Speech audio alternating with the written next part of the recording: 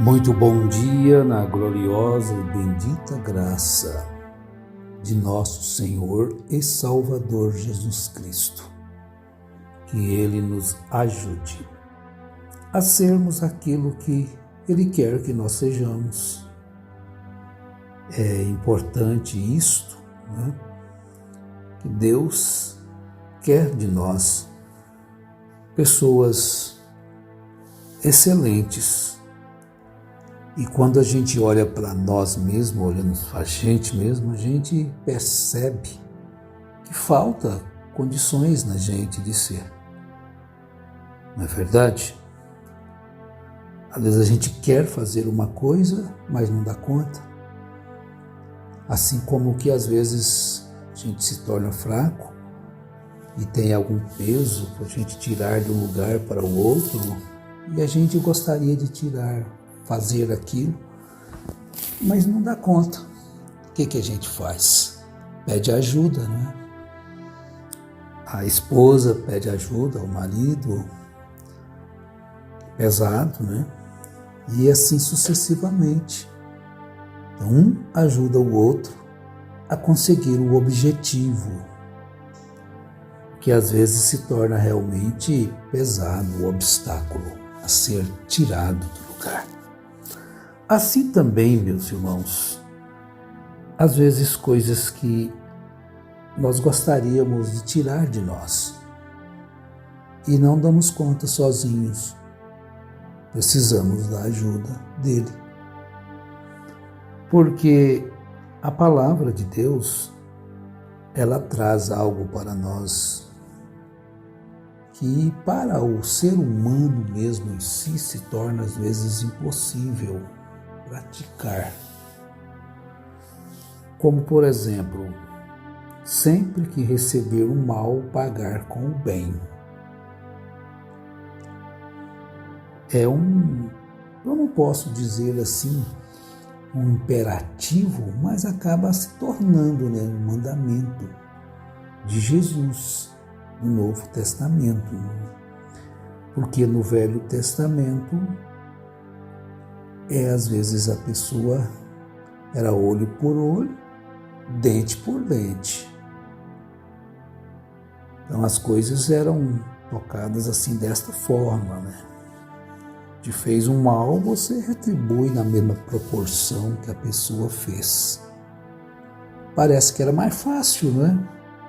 Fez um mal contra você, retribui a ele do mesmo jeito, aplaca a sua ira. Bom, pagou, recebeu a mesma moeda. Mas quando Jesus veio, a instrução é diferente. É pagar o mal com o bem.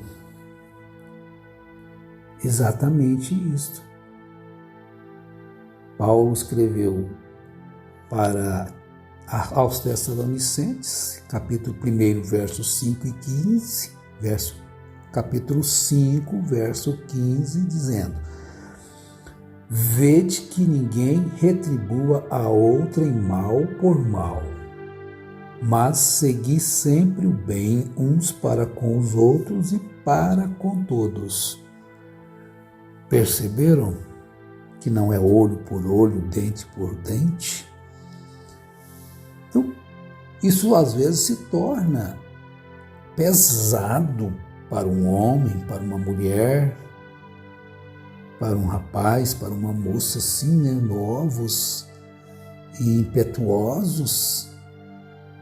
E, portanto, tem necessidade de se buscar uma ajuda para conseguir tal façanha, vamos dizer assim, tal façanha. É como diz Tiago a respeito da língua. Controlar a língua é um feito primordial, divino, quando a pessoa consegue controlar a língua. E quando ele consegue chegar neste ponto aqui também, ele tem um crescimento muito grande a respeito da vida em Cristo. Portanto, é necessário, nós nunca podemos fugir disto, que obtenhamos o Espírito Santo, para que ele então seja o nosso ajudador. No Velho Testamento também nós vamos encontrar a respeito de ser bondoso para com o próximo. Eu vou tomar duas escrituras, Êxodo 23, verso 5 e Provérbios 25, 21. Diz assim em Êxodo: se vires o jumento daquele que te odeia, deitado debaixo da sua carga, não o deixarás aí, certamente o ajudarás a levantá-lo. Bom, aquele homem me odeia. Problema dele agora, deixa seu jumento morrer, mas o jumento não tem nada com isto. Então veja bem que o mandamento já era este. Se vires o carro do seu vizinho pegando fogo, se você puder, apague o fogo. Aquele que te odeia, a casa pegando fogo, apague o fogo se você tem recurso, condição, ajuda. Eu estou fazendo para nós hoje aqui. Lá era o jumento. Mas a pessoa acidentada, isso é castigo de Deus. Não, se aparece alguma coisa à sua frente assim, talvez seja para Deus provar o seu coração, se tem amor aí dentro, se você realmente está cumprindo o desejo de Deus. Ajuda a fazer o bem sem olhar a quem, não é isso? E Provérbios 25, 21. Se o teu inimigo tiver fome, dá-lhe pão para comer. Se tiver sede, dá-lhe água para beber. Então, aí nós vamos encontrar que você não pode medir, se igualar a quem tem ódio no coração, inveja e tudo aquilo que é ruim. Pois agora você, sendo uma nova criatura, tem um novo coração, não mais de pedra, mas agora de carne, onde a lei de Deus está. Aí agora é morada de Deus. Antes era a morada do inimigo, agora é morada do amigo Espírito Santo. Porque Jesus foi e diz: mas enviarei-vos o Consolador, e ele estará convosco e em vós. Então, aonde o Espírito Santo está? Numa casa, num rio, numa montanha, no sol, na lua, nas estrelas. Não, a morada dele é no nosso coração. E quando ele está morando em nossos corações, então o que acontece? Nós agimos segundo a vontade dele, que ele foi enviado justamente para que nós façamos aquilo que agrada ao Pai. E agora vamos a algumas citações no Novo Testamento, para que nós possamos então concluir com a graça de Deus a respeito deste assunto que é muito importante na nossa vida, para que nós não venhamos estar contrário aos ensinos de Jesus, nos deixarmos levar por um sentimento humano.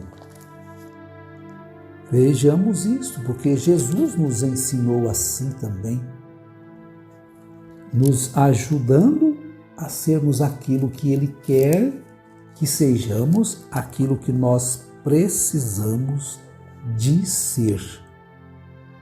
Ele disse em Mateus 5, verso 43 a seguir: Ouvistes que foi dito: amarás o teu próximo e odiarás o teu inimigo? Estão vendo? Isso era na lei, lá no tempo da lei. Eu, porém, vos digo: amai vossos inimigos e orai pelos que vos perseguem.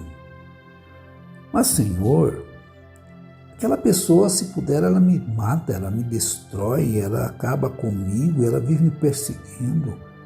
Eu, porém, vos digo: amai a vossos inimigos e orai pelos que vos perseguem. Humanamente falando, às vezes se torna uma pedra muito pesada para você carregar. Muito pesada, às vezes. Para que sejais filhos do vosso Pai que está nos céus, ele faz com que seu sol se levante sobre maus e bons, e envia chuvas sobre justos e injustos. Então ele vai discorrer sobre não amar apenas aqueles que nos amam, saudar somente aqueles que nos saúdam. E no 48 ele vai falar sobre algo que parece impossível. Sede vós perfeitos, como perfeito é o vosso Pai que está nos céus. Então vamos descobrir o quê? Que este caminho ao qual ele está ensinando a amar os inimigos é o caminho da perfeição. Então, tratar aquela pessoa que nos trata mal com o bem é trilhar o caminho da perfeição. Sede vós, pois, perfeitos. Porque se nós fizermos da mesma forma, somos todos imperfeitos, iguais a todos. Mas o que Jesus requer àqueles seus seguidores, aos seus discípulos? Que trilhem o caminho da perfeição. Poxa, mas isso é impossível, o homem ser perfeito. Bom, talvez aos olhos seu próprio, do seu vizinho, dos seus amigos, seus colegas, seja impossível. Mas aos olhos de Deus, ao fazermos isto aqui, Ele estará nos vendo ou lutando para fazer-se no caminho da perfeição, até chegarmos a sermos perfeitos. Ele não veio chamar perfeitos a salvação, ele veio transformar homens e mulheres imperfeitos para que cheguem a trilhar o caminho da perfeição até se tornarem perfeitos. É isso que a Bíblia está nos mostrando. Amai os vossos inimigos, fazei bem aos que vos aborrecem. É desta forma que nós vamos encontrar-nos fazendo aquilo que agrada a Deus. Fazer a vontade de Cristo. Então nós temos que renunciar a nós mesmos, buscarmos a vontade de Deus, para que então nós possamos trilhar neste caminho. Ele é espinhoso? É. Ele é apertado? É. São muitos que entram por ele? Não. Porque estreito é o caminho e apertada é a porta que conduz à vida, e poucos há que a encontrem. Largo, espaçoso é o caminho da perdição, e muitos entram por ele. E agora, por que isto acontece e o bem nos sucede? Quando você pratica estas coisas, as quais temos falado, de não retribuir o mal com o mal, mas retribua com o bem. Veja bem, Paulo escrevendo aos Romanos, capítulo 12, 20. Portanto, se o teu inimigo tiver fome, dá-lhe de comer. Se tiver sede, dá-lhe de beber. Poxa vida, esse camarada é tão ruim, deixa ele morrer de sede, deixa sofrer aí, é ruim demais. Aí, quando você faz isto, fazendo isto, quando você dá água a quem está com sede, não importa quem seja, dá comida a quem está com fome, não importa se ele te fez mal, não importa se ele te fez coisas que você não deveria fazer, quais te magoou ou tristeceu o seu coração e você ficou triste. Agora, quando você age o contrário, fazendo isto, amontoarás brasa de fogo sobre a sua cabeça. Então, aquilo vai levá-lo a quê? A ficar mais irado. Ele vai ter algo que, se ele não consertar aqui, ele vai ter algo diante dele no juízo. Alguém te ensinou como deve ser um com o outro. Então você também se torna uma pessoa, um evangelista, um pregador, quando faz isto. E os frutos começam a ser produzidos. Você então mostra aí humildade, amor, singeleza de espírito, bondade, benignidade ao fazer isto. Então isto produz esse fruto glorioso do Espírito na sua vida. Não importa como te tratam, trate todos bem e Deus estará agradando de nós quando fazemos isso.